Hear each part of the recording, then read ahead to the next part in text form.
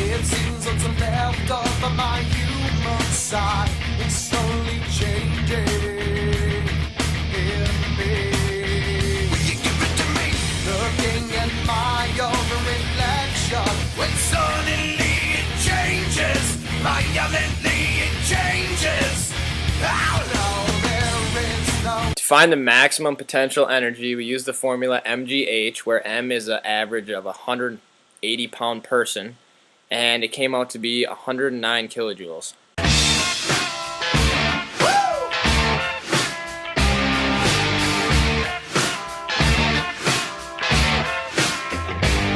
To find the maximum velocity, we went on the internet and found that the roller coaster's speed at its greatest point was 128 miles an hour. So we used a conversion factor of miles to hour to meters per second, and we multiplied 128 times 0.4470 and got 57.2 meters per second. The maximum linear acceleration of the ride is about 16.34 meters per second squared. We found this by using the velocity formula, where you use the initial velocity plus the acceleration times time. The maximum kinetic energy, we used K equals 1/2 mv squared. M was a 180-pound person, or 81 kilograms, and we found that at the max velocity of the ride is at the beginning of the ride, so 57.2 meters per second. Plug all these values into our equation and you come up with 132.5 kilojoules.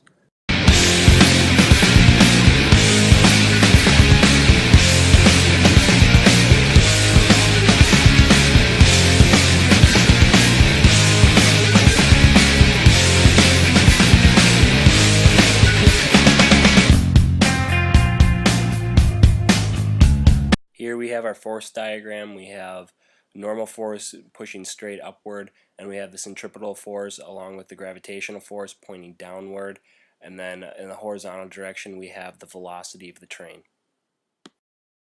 For the maximum centripetal acceleration, we used MGH equals 1/2 mv squared plus MGH. When we cancel all the masses out, that leaves us with GH equals 1/2 v squared plus GH. For G, we used 9.8 meters per second squared, and for the first height, we used the top of the roller coaster at its highest peak, which was 139 meters, and then its second peak, which was at 39 meters. We plug all these values into the equation that we use to find the velocity, which is 44 meters per second theoretically, and we then plug in the velocity into the centripetal acceleration equation, v squared divided by radius or height in this case, and that leaves us with 50 meters per second squared.